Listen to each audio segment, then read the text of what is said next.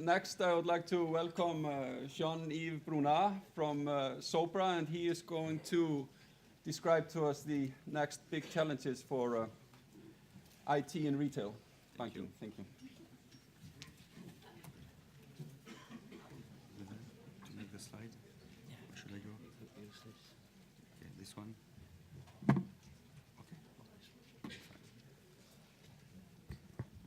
Okay, thanks for welcoming me. I won't make all the presentation in Icelandic. I'm sorry. So I tried to take a risk at the beginning. They told me to say Golan Dayin. I'm sorry, it's approximative, but thanks to welcome me. So I am Jean Yves Bruna. I'm a member of the executive committee of Sopra Banking Software, heading strategy and new offers. I have been a former banker in a big French international bank, which is Société Générale. Maybe you know it at SocGen. Working there in 22 years in different countries, Spain, Italy, Latin America, Poland. I went into different businesses in banks, and I also managed some projects in order to reduce costs and to reduce costs in IT and back offices. So I'm sorry today I'm not going to speak to you about digital banking and the way it can change the customer experience. We will remain on the focusing on the IT costs for banking production activities. I will frame my presentation into the current situation in the retail banking market in Europe. It's not Iceland specific, but I think that there are some findings that we can also translate in the Iceland market. So it is the why we need to reduce costs in order to remain competitive in retail banking. And the other parts will be how and what are the different paths in order to be able to reduce the TCO meaning the total cost of ownership of running the bank in the retail banking. So if I start with the why, as we can see, the current situation of the retail banking market is and specialized institution, meaning consumer credit companies or saving banks, for instance, are under an increasingly strong competition because of the multi-bankarization, because of the strong decrease of margin of interest, for instance, in Western Europe, in the Eurozone. Maybe it's not yet the case in Iceland, but in the Eurozone, the spread between the lending interest rate and the deposit interest rate hasn't been so little as it is today. Decrease of the margin of interest, competition with new entrants. In the further presentation, you saw that there was new entrants. I think that David spoke about unbundling the bank. I will come to it later on. New entrants being telcos, being internet companies, being new payment establishment like PayPal, as we see, being also retailers, and everyone who has a big customer base wants to enter in part of the banking activity. So this is a pressure for new entrants. Less profitability, as I spoke before, on traditional retail products. The technological transformation, allowing new entrants.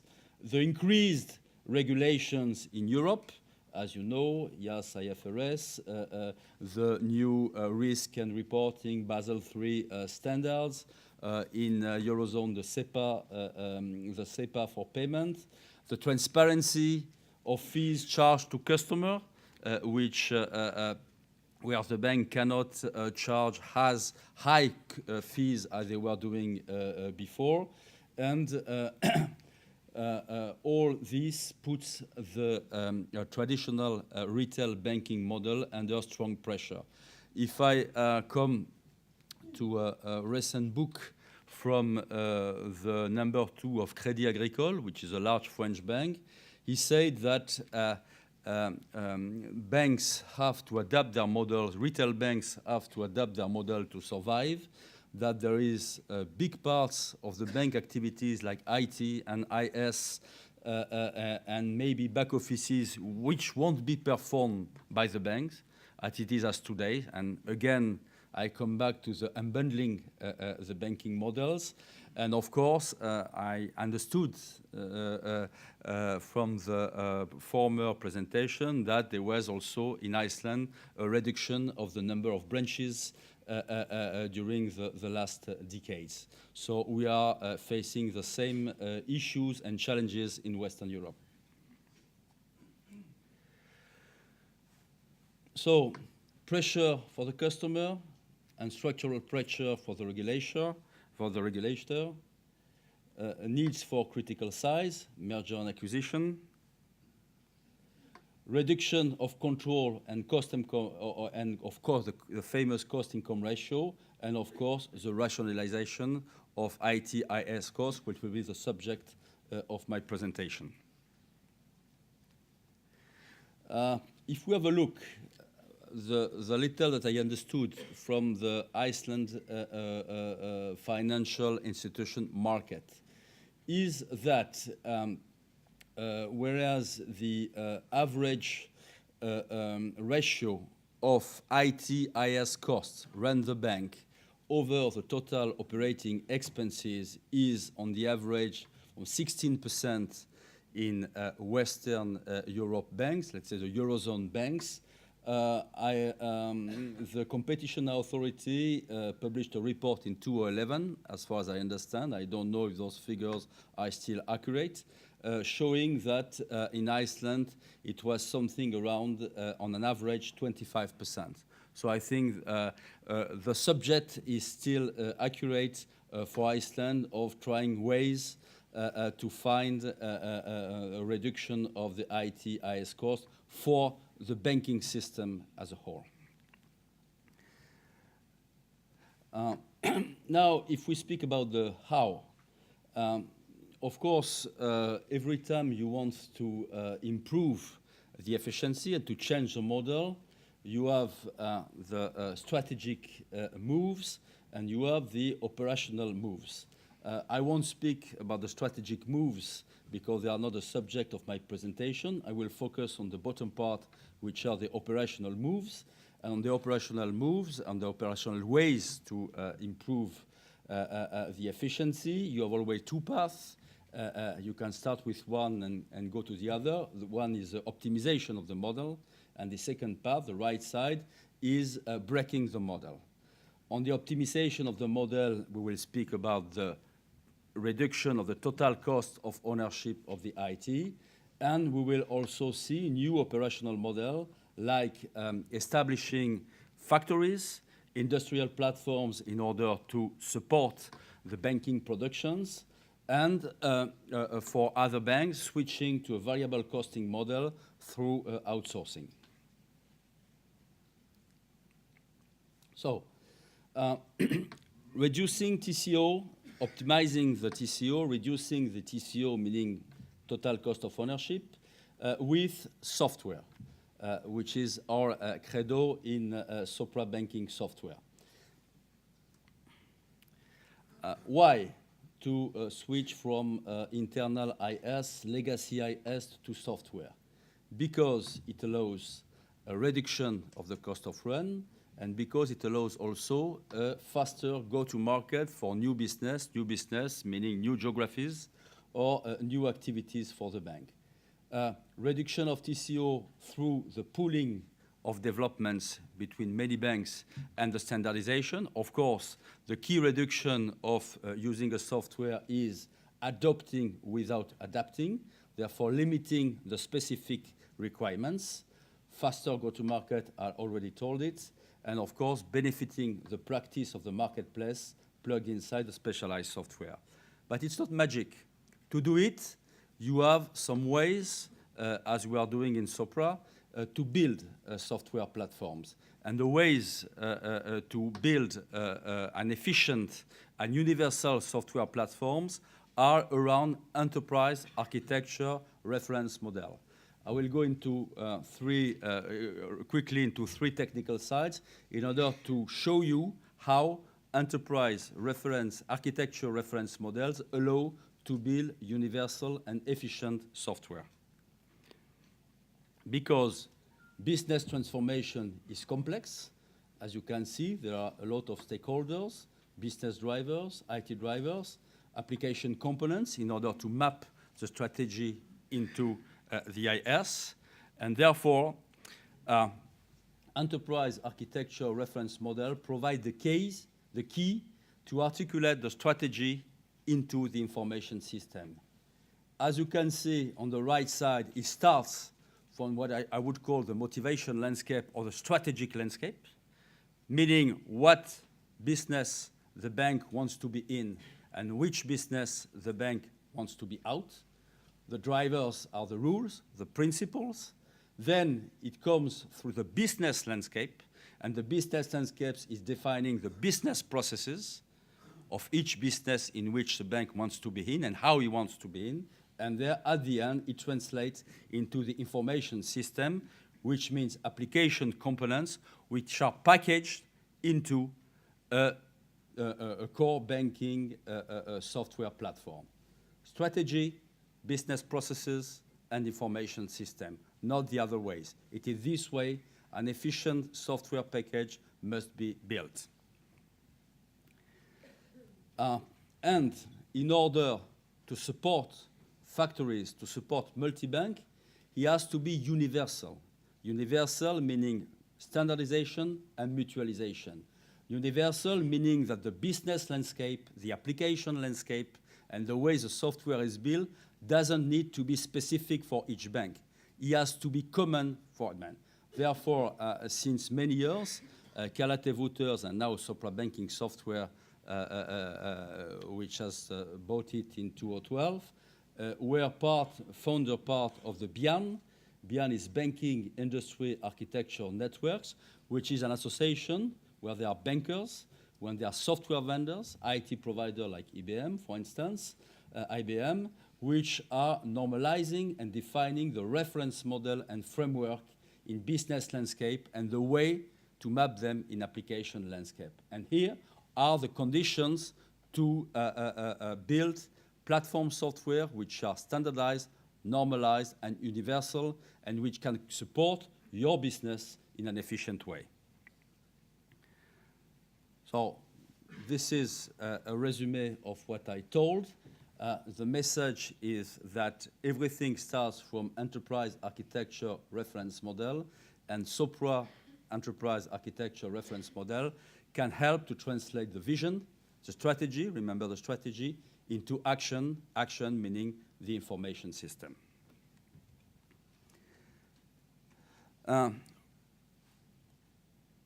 Once we have seen why software platform built in a specific way can support the business, reduce the TCO, and therefore improve the operational efficiency, now we see how they can be integrated, how they can support processing centers or product factory. And here we are speaking about industrialization and building factory supported by software platform.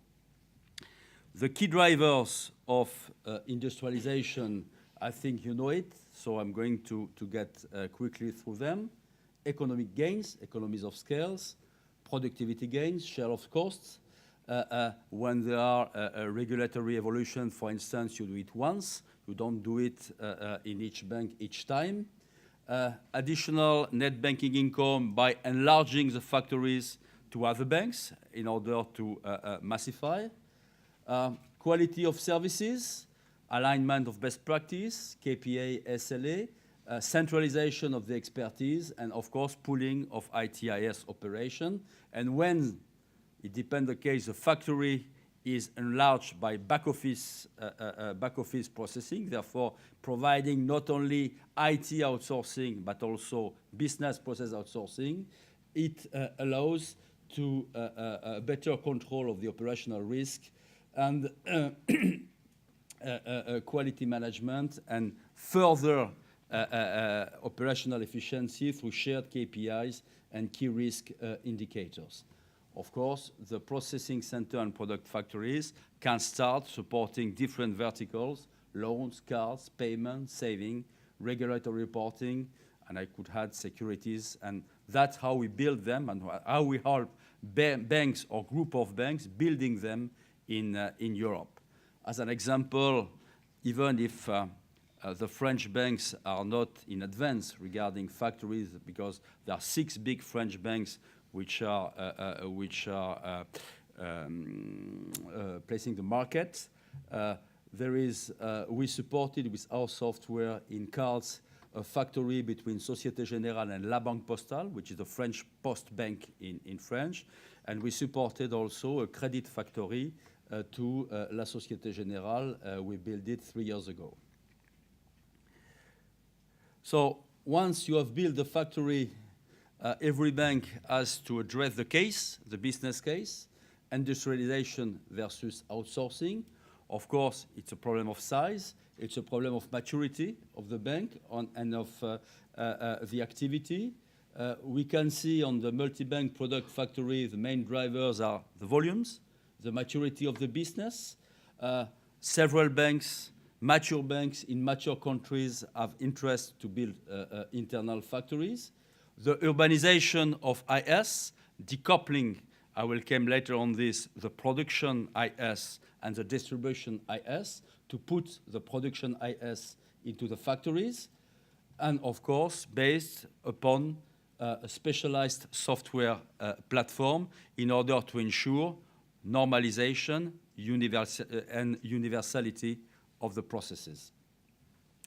And of course, it's interesting that if you have a strategy of build-up with external and organic growth. On the other side, if you are a newcomer in a specific business, for instance, in Europe, insurance companies entering in the consumer credit market, or insurance companies building saving banks, for instance, you have interest to outsource to the factories.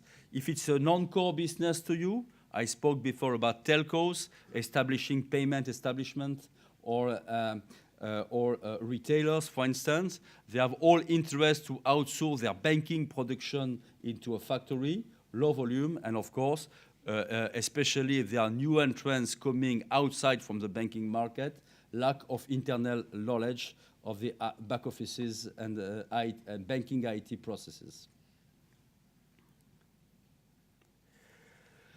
So, in order to conclude the last driver, once we have spoken about softwares, factories, and now if I try to take a higher view from this, each bank or group of banks which have to ask the case and determining the offering strategy, which is the producer versus a distributor model. Again, I will reuse the first presentation and the unbundling of bank that was illustrated before.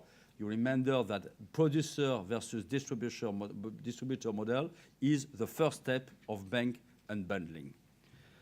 What does it mean? In order to share a common language, the distributor focus on the client first. Everyone is speaking in bank about client centricity, client relationships, time to market, managing the credit risk of the clients when it is a retail credit activity. And these are the focus on the distributor. I should add now digital banking, cross-channel, mobile, web, social networks, and these are the key challenges of the distributor. On the producer, the challenges are economy of scales. The key indicator is the unitary cost of processing a credit, of processing a card, of processing a payment transaction. optimization of business, processes, mutualization, industrialization. I already went through it. So if we translate it in what are the key drivers of the IT, IS, of the production, of the banking production IS, we should say that the major challenges are the rationalization, the industrialization, the unitary cost. There is little or non-differentiation issue when processing a credit and processing a payment. And the main trends are verticalization by specialized areas. As I said before, verticals like loans, payment, credits, and so on and so forth. Mutualization between banks, specific economic model, which are the hub, production hub factories, the generalization of specialized software to support the production IS of those factories, and the development of private cloud between banks. If we have a look of the main challenges of the distribution IS, it means any service, anywhere, anytime, cross-channel. An operation can be started in the web at midnight and then finished on mobile or on branches. This is what we call the cross-channel. So the client wants to join his bank anywhere, anytime. The reconquest of the client centricity, the multi-channel distribution, I already went through it. And the main trends are for designing distribution IS, is the management of the cross-canal, is a personalization of the client environment. For instance, on the distribution model, you can distribute your bank through car companies, when you are car dealers, when you are making consumer credit. So you have to personalize the distribution of the credit through the environment of the customer. And the customer is not going to see a bank, is going to see a car dealer, for instance. Or when you send bank in-store banking with a retailer, you have to personalize the client environment through the retailer, for instance. The service catalog and personalized billing, so price per customer, one-to-one marketing, and of course, as we said before, the big data, meaning to control contextual online data, for instance, payment data, in order to be able to have a better one-to-one marketing with the customer. I think that in a former presentation I heard coming from the consumer credit business, it speaks to me that maybe PayPal with data in US with consumer data was able to establish better score than the FICO, which is the official credit bureau in the US, in order to score the credit quality of individuals. And this is important that now the distribution system needs to collect contextual data for the customers in order to do better and more appropriate marketing.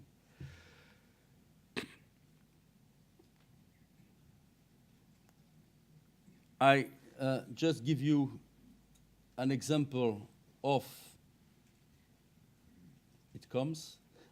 a loan credit factory, for instance, or a loan product factory. When you see in the red side, the loan factories made by several banks, with a production, multi-market, multi-entities, multi-banks, which distribute its own products, and where distributors in white labeling just plug them into the bank, into the loan factories in order to manage their credit. The customer doesn't know where their credit management or where the credit collection is managed, that it is not done by the distributor, but it is done by another entity, another juridical entity, which is a producer.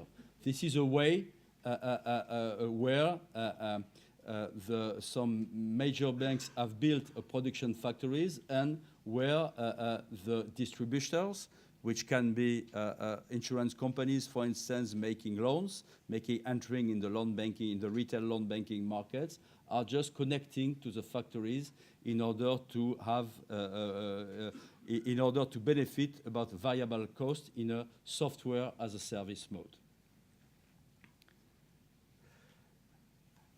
Okay, I will try, at least in my view, to provide key takeaways for the banking market in Iceland, or at least what I understood from my point of view on the banking market of Iceland.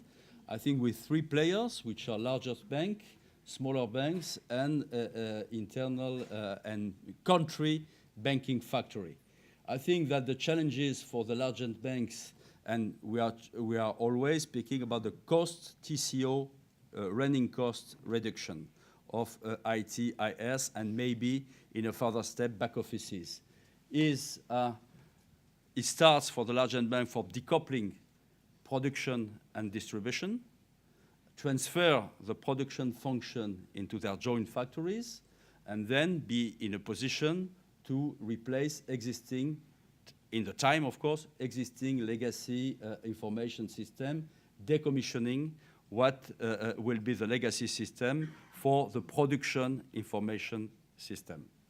For smaller bank, we made the case, I think the challenge is more to outsource production and IT infrastructure management in the factories. If the factory provides business process outsourcing or business process as a service, to outsource also part of back offices, or part of their back offices per vertical activity. And for the banking factory, it is to use enterprise architecture reference model plugged into a software banking platform. Why enterprise architecture reference model and a software banking platform? In order to guarantee standardization, normalization, and universality in order to be in a position to support all the banks. Progressive deployment by vertical components can start from deposit, payments, then continue with cards, credits, securities, compliance for the regulatory reporting, which is the same for all banks, and maybe in the future, enrich service providing BPO to the banking system. I'm sorry, it was a very technical presentation, so I went through it. I won't make our corporate presentation because it has already been done before. Just some references of Sopra Banking Software, of course, starting for the French references. You see that we are working with all the big French banks, from Société Générale, BNP Paribas, Banque Postale, BPCE is Banque Postale, Caisse d'Épargne, Crédit Agricole, La Banque Postale. We have strong position also in Belgium and in Netherlands with Rabobank, for instance. In UK with National Service and Investment, which is the public credit and savings companies of UK, with Royal Bank of Scotland in UK. We are working with most of Moroccan banks also, and some reference also in Germany that I didn't mention, since we have bought a German software company only 1 year ago. Thank you for your attention. It was a hard topic, and if you have any question, don't hesitate.